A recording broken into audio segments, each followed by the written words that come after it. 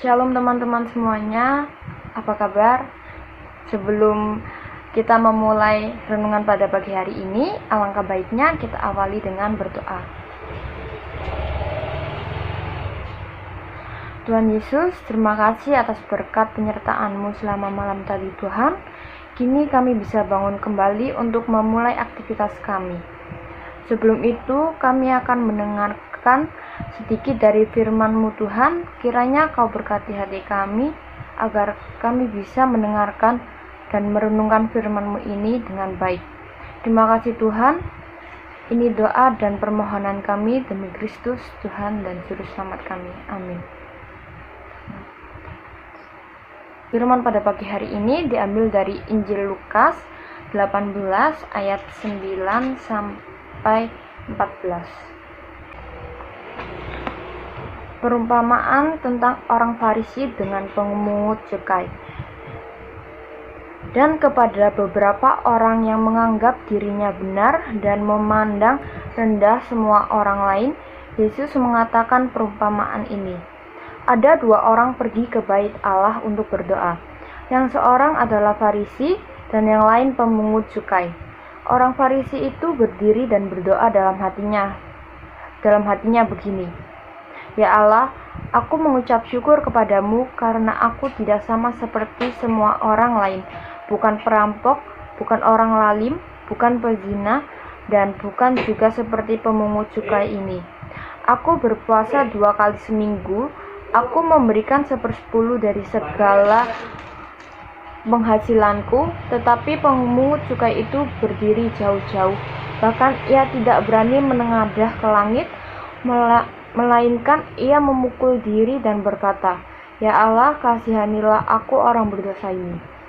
Aku berkata kepadamu, orang ini pulang ke rumahnya sebagai orang yang dibenarkan Allah dan orang lain itu tidak. Sebab barang siapa meninggikan dirinya, ia akan direndahkan, dan barang siapa merendahkan dirinya, ia akan ditinggikan. Amin. Dua sosok yang bertolak belakang ditampilkan oleh Yesus dalam perumpamaan yang kita dengarkan hari ini, yakni orang Farisi dan pemungut cukai. Yang satu memiliki citra yang sangat positif sebagai golongan orang saleh, sedangkan yang lain dianggap negatif sebagai orang berdosa dan musuh masyarakat karena bekerja bagi penjajah Romawi. Mereka berdua dikisahkan datang ke bait Allah dengan tujuan yang sama, yakni berdoa.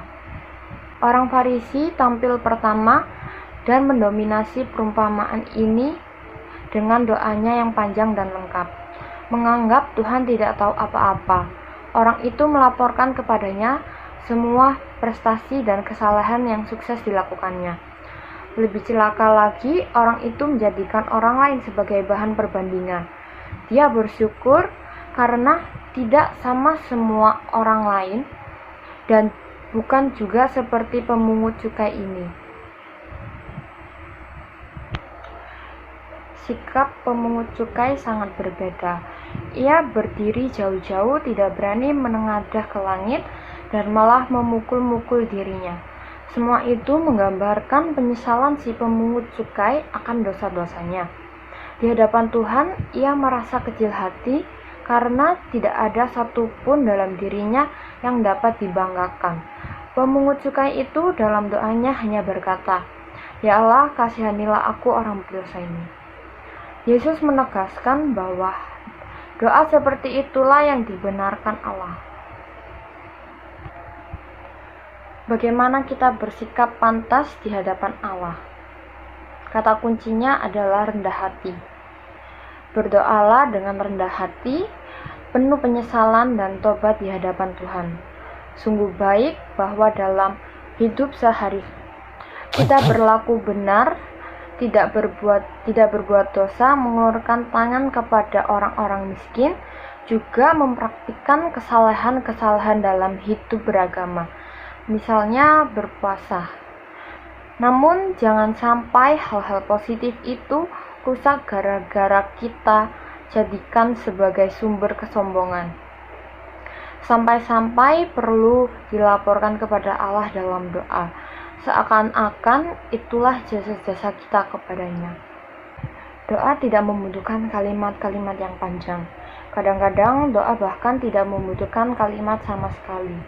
Yang paling penting dalam doa adalah hati yang pasrah dan terbuka.